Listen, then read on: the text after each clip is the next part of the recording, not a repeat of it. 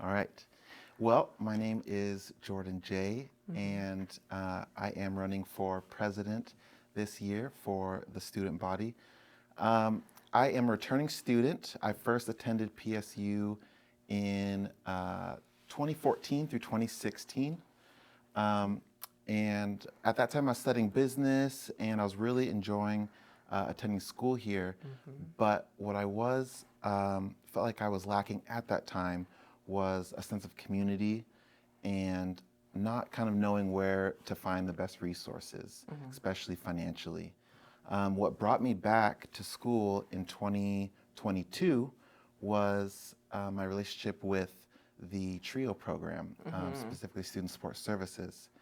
I kind of fell into working with TRIO through an AmeriCorps program in 2021, and I came on the back end working with TRIO with the state organization, and found out, wow, applies to me. I can benefit from these financial resources, and I decided, okay, I want to go back to school and join the TRIO program at Yeah. PSU. Can you describe what TRIO is for some people who don't know? Absolutely.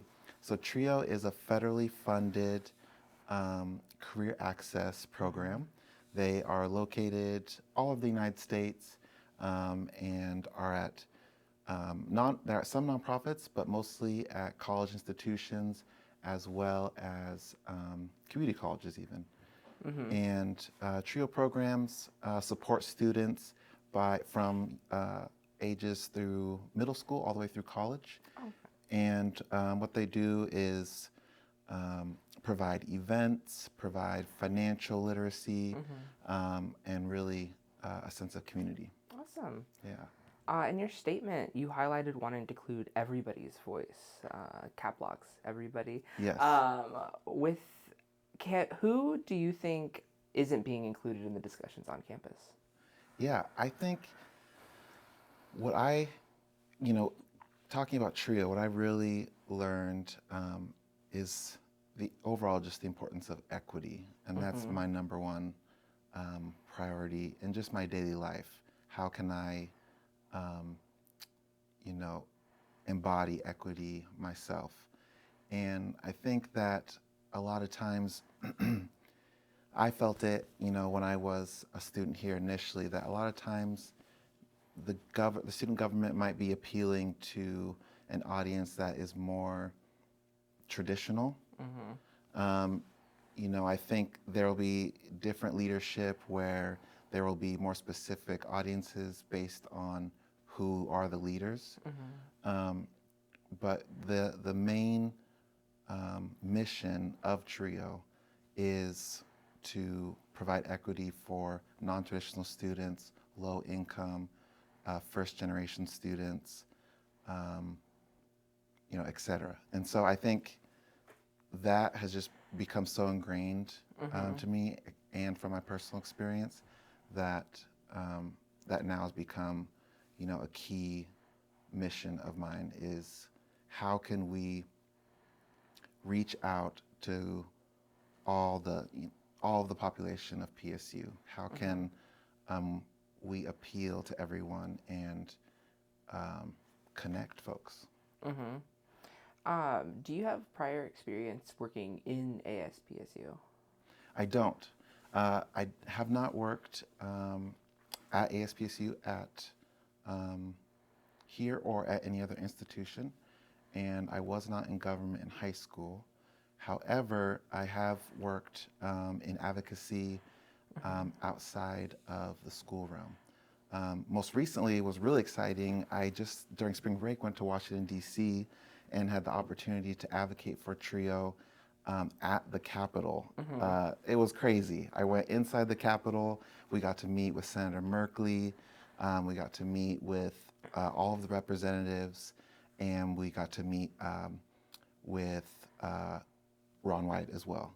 And that was just an incredible opportunity. And so I think a lot of my experience has come from working with Oregon Trio Association, which is a nonprofit that works with all the different trio institutions in the state. I get kind of wordy with all the trio talk, but it is my foundation, and That's where a lot of my advocacy experience comes from, as well as my leadership. Why do you want the role of president instead of any of the other roles at ASPSU? I think that president has the opportunity to make a sweeping change. And I think a sweeping change is necessary right now. One of the main obstacles that I have seen is really just the lack of awareness of ASPSU. I think a considerable amount of that is in the name itself. I think it's convoluted, and that is a mission of mine as well. As I want to see how we can work about changing that. Just make it more accessible. But that's an example where not only speaking about making sure that we are being inclusive with everyone, making sure that it is more accessible, making sure we're connecting folks with resources. I think all of those things provide, not provide, I think all of those aspects require sweeping change. And that's where I think that presidency is very important. Awesome. Is this your VP? Yes. Come on over. Thank Bring you. that chair Yes. on over. And then at this point, you will kind of take the mic off and switch. Yeah, sounds good. Okay. And I'm here for just maybe a little bit because I have a class conflict at the same time. But I kind of want to be with Jordan. Awesome. Great. At this point, either of you can answer. I do have VP specific questions, but I think both of you have the ability. Do you want to? Yeah, do you want to introduce yourself and maybe why you are both campaigning together? Yeah, should I look there? Or? You can look at me, and I think this camera picks it up. Okay. I think that's how it works. I think so too. Let's go with that. Okay, so I should just hold it? Yep, just hold it. It's cute. I know, right? The yeah. little pom-pom. Yeah. My name is Angelika. I am an international student. I've been at Portland State for 3 years. I really love this community. I've been in different positions on campus, on housing. I also did my internship in the Oregon legislature, so I have a bunch of connections with outside folks. And I'm running for vice president because I want to make a real change next year. How did you two meet? Through a friend, Sonia. Yeah. Oh, okay. Sonia is a student fee committee member. Okay. So, yeah. And you talk about your experience with the student fee Yeah. committee, and can you tell us a little bit more about that? Yeah. So on student fee committee, I was trying to balance student money and at the same time resources that students get. For example, even media, I was like, media is kind of like a public resource that should be available to all PSU students. So I was pro for finding particular resources on campus. I was trying to stay neutral, viewpoint neutral. So it's like what money should be allocated to what fee-funded area for students to take this advantage of this resources or to participate in professional development activities. So I was like, I enjoyed it a lot. We spent hours on these budget allocations. We spent hours on deliberations because my point of view was different from what general point of view was, and that was nice to kind of debate and communicate what we think the right is for students. Awesome. I love that. And I have a few questions about your statement specifically. Okay. So you wrote that you are dedicated to ensuring our student government is responsive and inclusive. How do you Yeah. plan on ensuring that? We want to change the name of the student government. Okay. What is ASPSU? What is it? ASPSU. To the students, it doesn't mean anything. It's like just associated what? Is it like a club? This my friend was like, what the heck is ASPSU? And I was like, that's our government. That's what I'm doing. And he was like, oh, okay.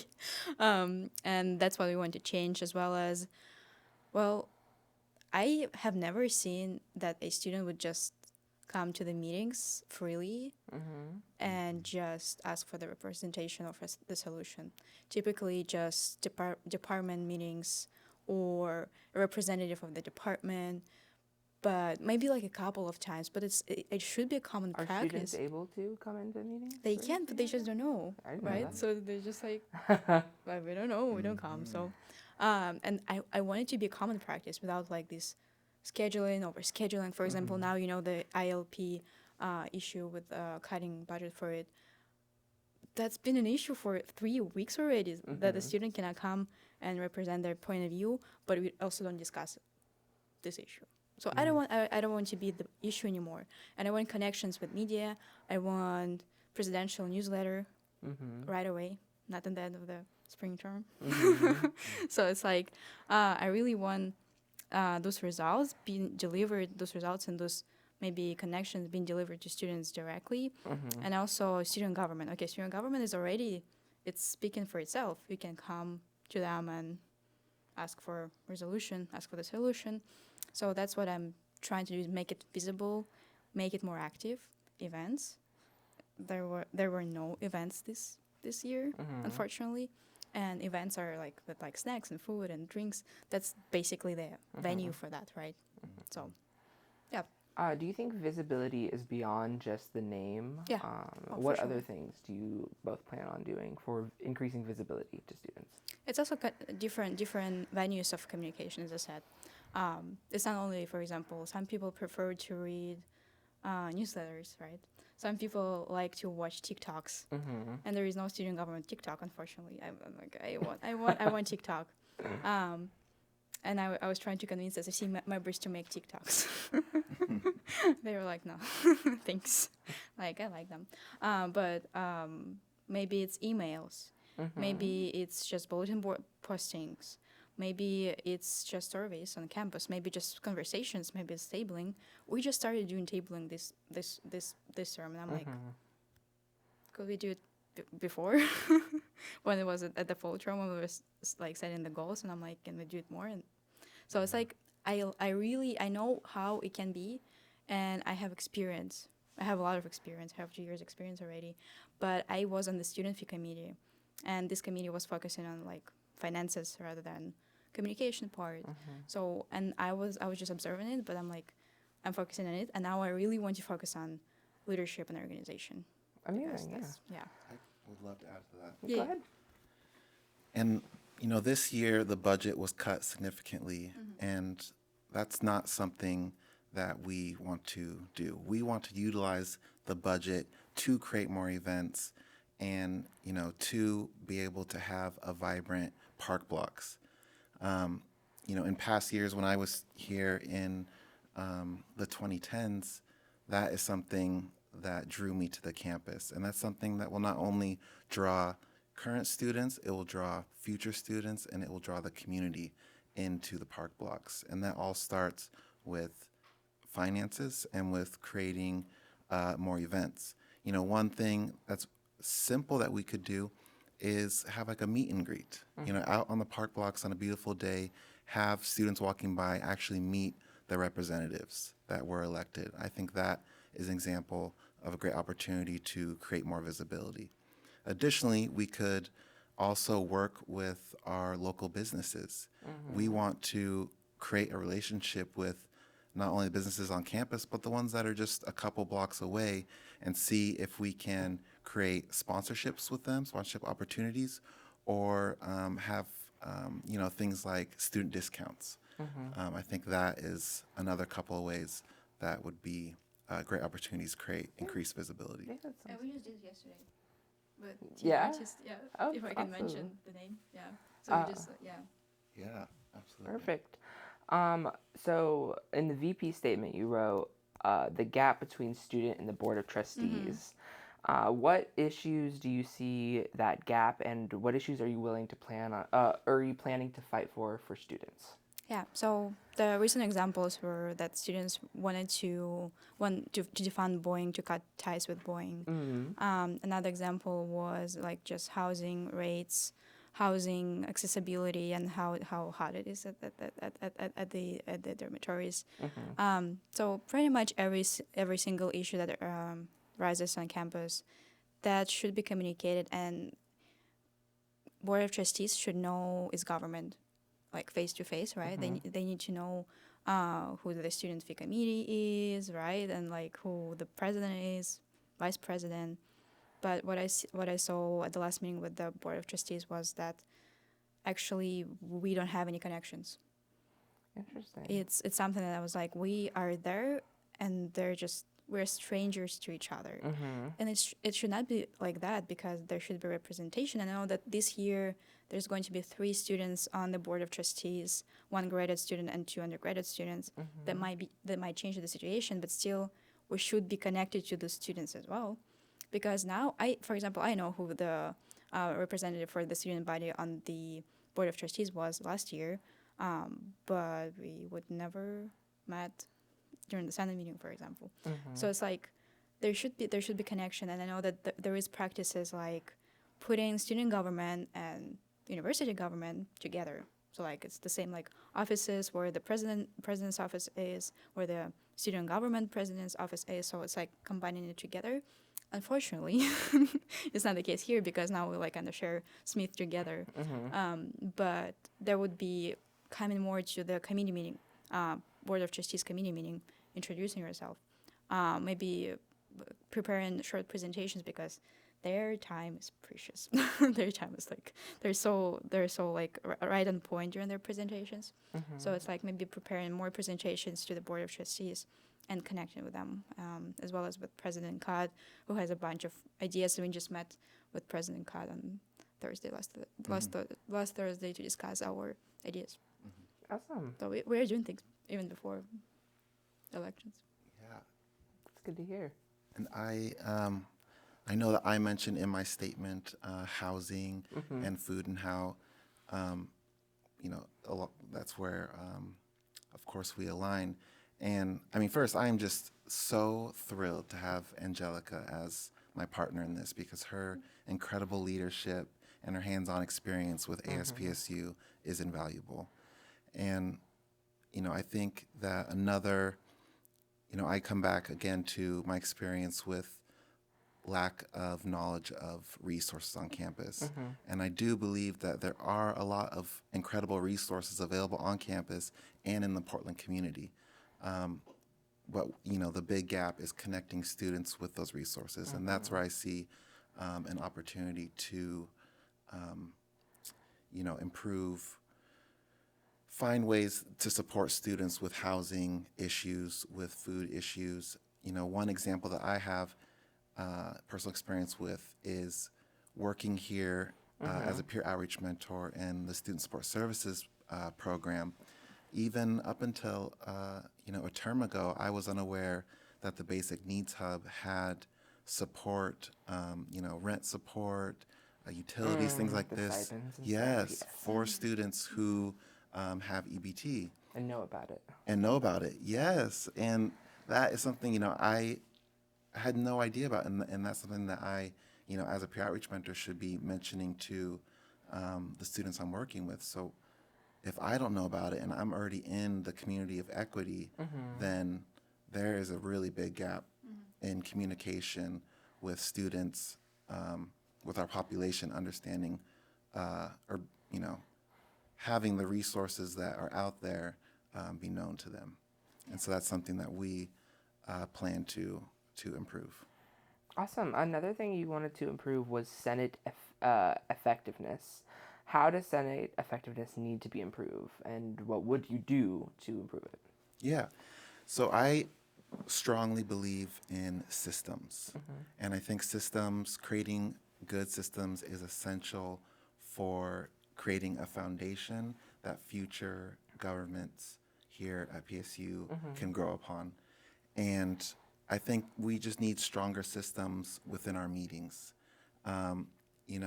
From what I've been told from Angelika and from others about the Senate meetings, is that there is some unorganized structure. And so, just an easy thing we can do is create an allotted amount of time for each senator to bring something to the table at every meeting. Something, whether it's an idea or whether it's a, story or something that they're hearing from the community to share, so that we're not spending our time just, a huge part of student government is learning and getting better at all of this. But at some point, we need to make sure that we're really being organized and having strong systems that support growth and that support the senators being able to make effective change. We've heard of issues of tension within ASPSU. How would you plan to resolve inner conflicts as president? Okay, sure. What's really, really important to me is making sure everyone's voice is heard. There are systems we can do to work on that, but I think what happens when there's a lot of tension is that it's a lack of guidance, and it's a lack of anyone, intercepting it and being a leader and bringing things, de-escalating things. In my 20s, after I left PSU, I had my own business. I had employees. I had a distribution business, and with that, I learned. I mean, it was really hard, really challenging time, but I learned invaluable leadership skills on how to de-escalate situations, and I think that is the number one step. Is, just combative, argumentative behavior is not going to create any sort of unity. We need to make sure that there are limits to behavior and the way folks are expressing themselves. And I think it's really just important to have leadership to have someone kind of intercept in those situations and say, how can we make a progressive step? How can we make progress in resolving this? Versus just continuing to express dissatisfaction. Awesome. And I actually have a recent example. Yeah, from perfect. yesterday's meeting. So when someone wants to express their point of view, and maybe it's something that is very emotional to them, maybe they're feeling very strongly about that. Sometimes it happens, and then a lot of people ended up being disappointed or upset or angry with person expressing that.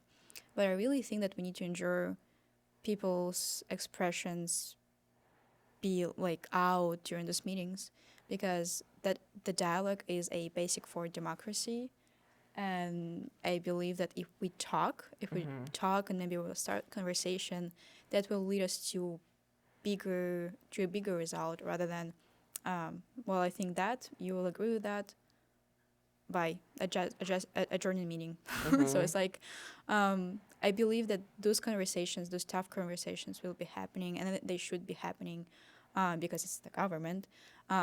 They are elected to be sometimes, to argue sometimes, and to introduce their points of views, even though some people don't like them. So I think there should be a freedom of word that is restricted by professionalism, and also maybe when the tension happens, it should be first addressed privately. If it's something that is about, hey, I don't think that you looked at me very in a bad way or something like that. But if it's about governance, for example, someone will question Jordan about, hey, what have you done so far? Then that's an appropriate question that should be asked. What will you do? That's also an appropriate question to be asked, and it doesn't matter what, maybe it will cause some disappointment, because yes, you'll be disappointed, for example. How is that? I did this. I've done so much. So, but it's still a question that should be asked, and that's the question that you should answer as a president, as a VP. I also will answer those tough questions, but that's why you need to have a lot of energy and emotional resistance. Yeah. Yeah. That makes me. I think you made excellent points. I really appreciate that, and I know this is a really good topic, and the tension can be really visceral sometimes. But I think leaning back on my systems, I'm a really organized person and everything, but that's important. I think this can be outlined, right? We can create conflict resolution systems. Okay. We can create boundaries where questions that are appropriate, that can be written down and, created as a template, that, this is not crossing a boundary to ask the vice president what you're doing to make a difference this term because maybe someone says they're not noticing enough change or and outlining that's okay, and then outlining where it is crossing a boundary to bring up in a public setting, and then creating a system for how we resolve these things. And that's something we can come up with as a group and use that to assess future situations. Awesome. In the VP statement, you mentioned addressing campus safety and loneliness. What's the problem that you see with this on campus, and how do you want to address it? Yeah, so I've talked to a bunch of students on campus, and the common issue that they always have, no matter how what their experience and background is loneliness, that they're not connected to people here, and that's how Portland State is sometimes, because it's in downtown university, and it's really hard to stay in touch and be connected to a place where you just commute to, for example. Or even I worked for housing too, and there were students who would feel this way. That's an issue that higher ups are also talking about. But that's pretty much accessibility and diversity of the events on campus, and conversations about tough topics, and then not necessarily topics that everyone enjoys, and not necessarily events that everyone goes to, and not necessarily events for extroverts, not necessarily events for introverts. So it's like, it's a good mix of everything, and it's also a question. A good question is a key to everything. If you ask people how are they feeling, they will give you an honest answer. And from there, you can go and connect them to resources, or you can connect them to people. That's what I've been doing here for years now, is I've been connecting people to resources and to kind of making friends with them too. So for example, a person came up to me and being like, and it was my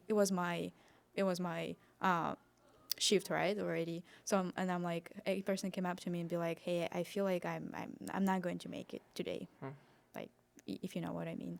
And so we just went together to the shack and basic needs hub. So that's the thing that I think a lot of people should be doing, if again they know about resources. If they know about resources, they can connect people. If they know people, they can connect people to people.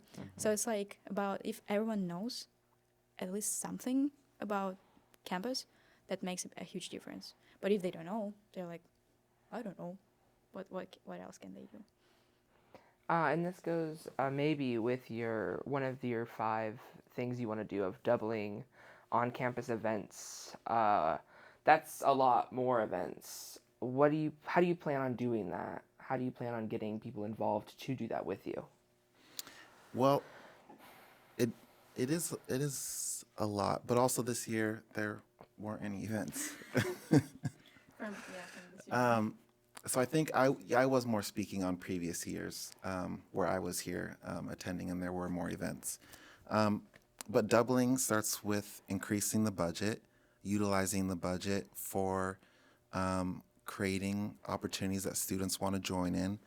A lot of it is just visibility. I think, there's been times in the past when I was studying the library and I look down and I see a big event going on, and I mean, that would just make me feel so excited. And so, like, I'm I'm so grateful to be a part of this community, to be a part of this university, because look, we have all this stuff going on. And then, it just gives you like a little drive to finish what I'm doing and go down there and join in. So I think it starts with visibility and consistency. So we don't want to just have a bunch of events, during spring term next year, or a bunch of events this fall and then have it fall off.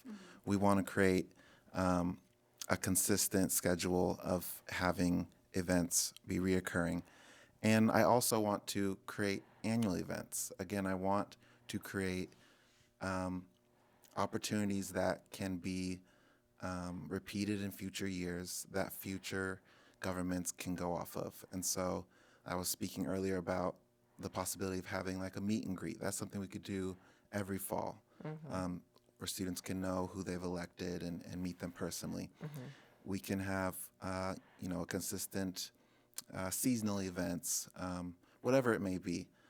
I think that really will be probably the funnest part of what we do, is just bringing on more events and planning these awesome things. I know we have people in the community and in student government that have experience with event planning, and I myself have experience with event planning at Oregon Trio Association, and that's something I'm really excited to work on.